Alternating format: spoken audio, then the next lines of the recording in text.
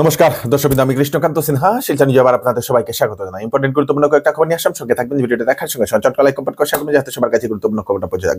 দর্শকবৃন্দ, চাকরির বেশ কয়েকটা খবর আছে, এক একটা করে আমি আপনাদেরকে দিয়ে দিই। প্রথম হচ্ছে আপনাদের স্বাস্থ্য বিভাগে একটা চাকরি।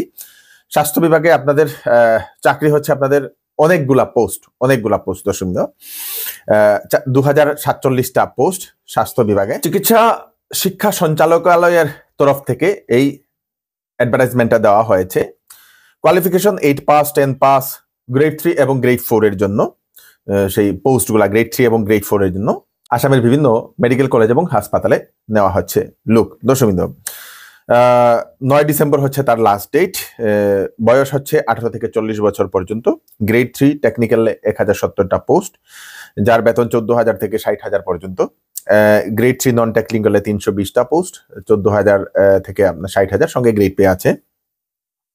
গ্রেড 4 হচ্ছে 657টা পোস্ট, কোয়ালিফিকেশন হচ্ছে 12 পাস, 12,000 থেকে 52,000 টাকা বেতন।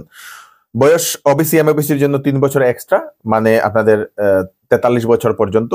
এসসি এসটির জন্য 5 বছর এক্সট্রা, 45 বছর পর্যন্ত। পিডব্লিউডির জন্য 10 বছর এক্সট্রা, মানে 50 বছর অবধি। এমপ্লয়মেন্ট এক্সচেঞ্জ কার্ড থাকতে লাগবে। এখানে কোনো ধরনের অ্যাড্রেস দেওয়া হয়নি, শুধু একটা হেল্পলাইন নাম্বার দেওয়া হয়েছে। আপনারা একবার হেল্পলাইন নম্বরে আপনারা কল করে দিন। সেই অ্যাডভার্টাইজমেন্টে আর কিছু অ্যাড্রেস দেওয়া হয়নি, শুধু হেল্পলাইন নাম্বার দেওয়া হয়েছে। 7977259728। আবার বলে দিচ্ছি, 7977259728 এই নাম্বারে। দর্শক, অ্যাডভার্টাইজমেন্টে শুধু নাম্বারটাই লেখা আছে হেল্পলাইনের জন্য। নর্থ ফ্রন্টিয়ার রেলওয়েতে যদি আপনারা এখনো আবেদন করেনি তাহলে আবেদন করে নিন, আর বেশি দিন নেই, 3 ডিসেম্বর হচ্ছে লাস্ট ডেট। 10 পাস আইটিআই যারা আছেন ওনারা আবেদন করতে পারবে অ্যাপ্রেন্টিসের পোস্ট। www.nfr.indianrailways.gov.in এই ওয়েবসাইটে গেলে আপনারা তাড়াতাড়ি দেখে নিন। এখনো আবেদন না করলে তাড়াতাড়ি আবেদন করে নিন। 10 পাস সঙ্গে আইটিআই যারা আছে তারা তাড়াতাড়ি আবেদন করে নিন নর্থ ফ্রন্টিয়ার রেলওয়েতে। আইডিবিআই ব্যাংকে হচ্ছে রিক্রুটমেন্ট। 30 নভেম্বর হচ্ছে লাস্ট ডেট, মাত্র একদিন বাকি, তাড়াতাড়ি আবেদন করে নেবেন যদি এখনো আবেদন করেননি। গ্রাজুয়েট ছেলেমেয়েরা যাদের বয়স 20 থেকে 25 বছরের ভিতরে তারা আবেদন করতে পারবে। 600টা ভ্যাকেন্সি আছে আইডিবিআই ব্যাংকে। www.idbibank.in ওয়েবসাইটে গেলে অ্যাডভার্টাইজমেন্টটা দেখে নিন। সময় বেশি নেই, একদিন বাকি, আপনারা অনলাইনে সেটা আবেদন করতে পারবেন। দর্শকবৃন্দ, আসামের 2টি পর্যটক স্থলকে উন্নীতকরণ করার জন্য কেন্দ্র সরকারের তরফ থেকে দেওয়া হয়েছে 200 কোটি টাকা, 200 করোড়। একটা হচ্ছে শিবসাগরের রংঘর এবং অপরটি হচ্ছে আসামের যে স্টেট জু যেটা, সেটা। দর্শকবৃন্দ, মুখ্যমন্ত্রী ডক্টর হিমন্ত বিশ্ব শর্মা মহোদয় প্রধানমন্ত্রী শ্রী নরেন্দ্র মোদীকে ধন্যবাদ জ্ঞাপন করেছেন। আমাদের যারা বরাকের যারা নেতা মন্ত্রীরা আছেন ওনাদেরকেও একটু চিন্তাধারা ভাবনা করা দরকার। আমাদের কাছাড়ের যে খাসপুরের যে জায়গাটা, সেই জায়গাটাকে একটু উন্নীতকরণ করে সেখানে একটা মিউজিয়াম যদি বানিয়ে দেওয়া হয়, তাহলে হয়তো সেখানে পর্যটকরা অনর্গল সেখানে আসা যাওয়া করবে। এতদিন হয়েছে কিন্তু এখনো সেটাকে এত ভালোভাবে উন্নীতকরণ করা হয়নি। সরকারের কাছে তার ব্যাপারে কিছু প্রজেক্টও সাবমিট করা দরকার বলে আমরা মনে করি। আমাদের বরাক ভ্যালিটার বিভিন্ন জায়গাকে পর্যটক স্থল বানানো, বাইরে থেকে মানুষ আসবে, বরাক ভ্যালির ইনকামও বাড়বে। ডেফিনেটলি সেই টাকাটা সরকারের কাছে যাবে, কিন্তু বরাক ভ্যালির এক্সট্রা যে দোকান আছে, পার্ট, সবকিছুতেও ইনকাম বাড়বে। সেটার ব্যাপারেও আমাদের নেতা মন্ত্রীদের চিন্তা ভাবনা করা তাড়াতাড়ি দরকার। দর্শকবৃন্দ, শ্রীভূমি জেলার যিনি এমপি মিশন রঞ্জন দাস মহোদয়, উনি রেলমন্ত্রীর সঙ্গে সাক্ষাৎ করেছেন এবং শ্রীভূমি থেকে গুয়াহাটি পর্যন্ত প্রতিদিন এক্সপ্রেস ট্রেন দেওয়ার জন্য উনি দাবি করে আসছেন। শ্রীভূমি থেকে গুয়াহাটিতে যেতে হলে ভালো একটা এক্সপ্রেস ট্রেন দরকার বলে উনি সেরকম দাবি উত্থাপন করে আসছেন। আশা করি সেটা পূরণ করা হবে। দর্শকবৃন্দ, আপনারা যাদের বাড়িতে গিজার আছে আপনারা একটু সতর্ক থাকবেন। একটা নিউজ আসে, গিজার ব্লাস্ট হওয়ার কারণে 5 দিনের নববিবাহিত নববধূ, সেই নববধূর মৃত্যু হয়েছে। দর্শকবৃন্দ, স্নান করতে গিয়ে যে সময় গিজার অন করে হয়তো গিজারটা ব্লাস্ট মারার কারণে সেই গৃহবধূ, 5 দিনের বিবাহ হয়েছিল, 22 তারিখে বিবাহ হয়েছিল এবং 27 তারিখে সেই ঘটনাটা ঘটেছে। বাড়িতে স্নান করার জন্য যে সময় যায় সে সময় গিজার অন করার সময় যায়, আর অনেক সময় হয়ে গেছে সেই বাথরুম থেকে বেরিয়ে না আসার কারণে স্বামী সে সময় গিয়ে ডাক দিয়েও সাড়া না পেয়ে বাথরুমের দরজা ভাঙে। সে সময় দেখেন সেই মহিলা মাটিতে পড়ে রয়েছে এবং সেই গিজারটা ব্লাস্ট অবস্থায় ছিল এবং সেই মহিলাই ঘটনাস্থলে মৃত্যু হয়েছে। ঘটনাটি উত্তরপ্রদেশের বরেলির সেই ঘটনাটি। আপনাদের বাড়িতেও যদি এরকম গিজার আছে একটু সতর্ক থাকবেন, সাবধান থাকবেন। ভিজা হাত নিয়ে ভিজা কাপড় নিয়ে সেটাকে অন করবেন না, আগে থেকে আপনারা সেটা অন করবেন, স্নান টান করে শুকনো হয়ে তারপরে চপ্পল লাগিয়ে সেটাকে অফ করবেন, বা সেই সুইচটার উপরে একটা প্লাস্টিকের একটা পর্দা লাগিয়ে দেবেন যাতে সেটা অন অফে যাতে কোনো ধরনের না হয়, মানে অনেক ধরনের সতর্কীকরণ করা দরকার বলে আমরা মনে করি। দর্শকবৃন্দ, আজকে আমাদের আসামের 5 জন যারা নতুন বিধায়ক, 5টা যে সমষ্টিতে যে ভোট হয়েছে সেটার যে যারা যারা জিতেছেন 5 জন যে নতুন বিধায়ক আজকে শপথ গ্রহণ করেছেন, রয়েছিলেন আমাদের আসামের মাননীয় মুখ্যমন্ত্রী ডক্টর হিমন্ত বিশ্ব শর্মা মহোদয়, আমাদের ধলাইয়ের যিনি নবনির্বাচিত যিনি বিধায়ক নিহার রঞ্জন দাস মহোদয়, উনিও আজকে শপথ গ্রহণ করেছেন। দর্শকবৃন্দ, ওয়েডিং সিজন উপলক্ষে শ্যামসুন্দর জুয়েলার্স আপনাদের জন্য নিয়ে এলো HUID সার্টিফাইড হলমার্ক গহনার নিত্য নতুন কালেকশন, এবং সঙ্গে পাচ্ছেন সোনার গহনার মজুরির উপর 40% ছাড় এবং ডায়মন্ডের উপর 15% ছাড়। এছাড়াও এখানে পাবেন পুরাতন সোনার বিনিময়ে নতুন গয়না নেওয়ার সুযোগ। তাড়াতাড়ি চলে আসুন Shyamsundar jewellers, central road, Silchar.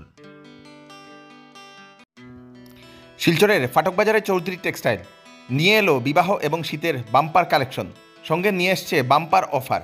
8,999 এবং 16,999 টাকার কাপড় কেনাকাটা করলে পাবেন আকর্ষণীয় উপহার। 10 দিনের ভিতরে বিক্রিত মাল রেখে টাকা ফেরত নিতে পারবেন। তাড়াতাড়ি চলে আসুন চৌধুরী টেক্সটাইল, ফাটক বাজার, গলি নম্বর 2, শিলচর সদর থানার নিকটে। হাইলাকান্দির কাটলিছড়া পুলিশের একটা বৃহত্তর সাফল্য, গরুচুরের মাস্টার মাইন্ড জাকির হোসেন উরুফ কালাকে গ্রেফতার করতে সক্ষম হয়েছে পুলিশ, সেই কাটলিছড়া পুলিশ।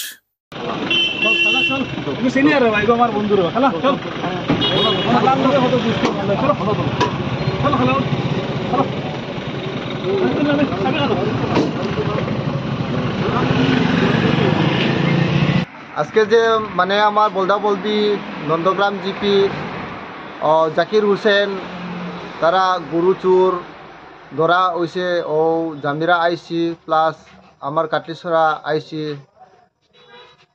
তারপরে খুব আমার ধন্যবাদ জানাইছে। কোন জায়গা থেকে ধরছে? অগু শাহবাদ বাজার থেকে আজকে ধরা খাইছে।